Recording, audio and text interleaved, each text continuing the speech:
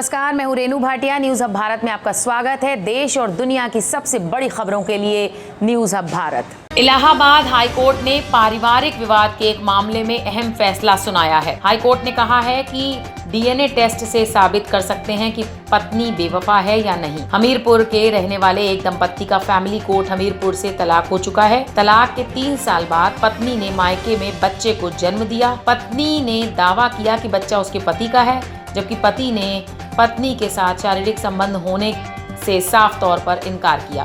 High court की दहलीज तक पहुंचा तो अब कोर्ट ने कहा कि शख्स बच्चे का पिता है या नहीं, ये साबित करने के लिए डीएनए टेस्ट कराना ही सबसे बेहतर तरीका है। कोर्ट ने कहा कि डीएनए टेस्ट से ये भी साबित हो सकता है कि पत्नी बेवफा है या नहीं। याची नीलम के पति राम आसरे ने फैमिली कोर्ट हमीरपुर में डीएनए टेस्ट मांग में अर्जी दाखिल की थी। फैमिली कोर्ट ने ऐसे मामलों में सुप्रीम कोर्ट द्वारा दिए गए आदेशों के आधार पर डीएनए टेस्ट कराने का आदेश दिया था, लेकिन पत्नी डीएनए टेस्ट कराने से साफ तौर पर इनकार कर रही थी और इस मामले में पत्नी नीलम की ओर से हाईकोर्ट में याचिका दाखिल कर फैमिली कोर्ट के आदेश को चुनौती दी गई थी। पत्नी की ओर से दाखिल याचिका पर सुनवाई करते हुए जस्टिस विवेक अग्रवाल की एकल पीठ ने ये आदेश दिया है कि पति राम आसरे के मुताबिक 15 जनवरी 2013 से वो अपनी पत्नी के साथ नहीं रह रहा था। इसके बाद 25 जून 2014 को दोनों का तलाक भी हो गया। उसने दावा किया कि उसका पत्नी के साथ कोई संबंध नहीं था और पत्नी अपने मायके में रह रही है। 26 जनवरी 2016 को उसने एक बच्चे को जन्म दिया। 15 जनवरी 2013 के बाद से दोनों के बीच शारीरिक संबंध नहीं बने, इसलिए ये बच्चा उसका नहीं है, जबकि पत्नी का कहना है कि बच्चा उसके पति का ही है। हाईकोर्ट ने दोनों पक्षों को सुनने के बाद पत्नी नीलम की ओर से दाखिल याचिका खारिज कर दी है। कोर्ट ने पति द्वारा पत्नी पर लगाए जा रहे अवैध संबंधों को गलत साबित करने के लिए भी डीएनए टेस्ट कराए जाने का आदेश दिया है। 2004 में राम आसरे और नीलम की शादी हुई, जिससे 3 बच्चे भी हुए।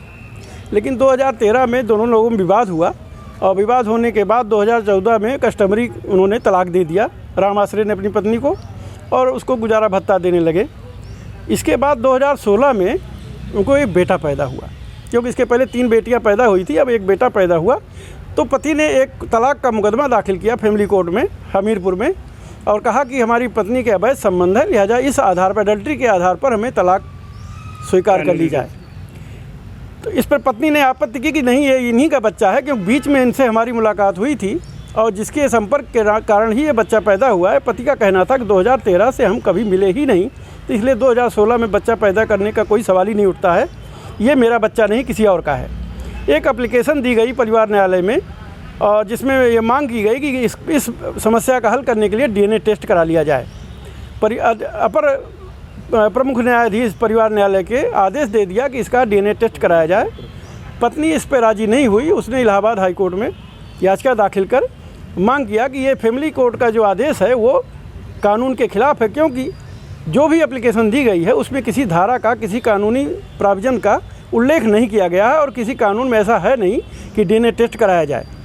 इस पर न्यायमूर्ति विवेक अग्रवाल की पीठ ने इन सब महत्वपूर्ण मुद्दों पर विचार करते हुए और सुप्रीम कोर्ट के फैसले पर दृष्टि रखते हुए कहा, क्योंकि सुप्रीम कोर्ट ने भी ऐसे मामलों में डीएनए टेस्ट को मान्यता दे दी है, इसलिए परिवार न्यायालय द्वारा डीएनए टेस्ट कराने का आदेश में कोई अवैधता नहीं नज़र आती है, क्योंकि ये पत्नी के लिए भी अपने को सती साबित करने के लिए ज़रूरी है कि वो डीएनए टेस्ट कराए और ये साबित कर सके जो पति उसके खिलाफ अवैध संबंध रखने का आरोप लगा रहा है, ताकि वो झूठा साबित हो सके।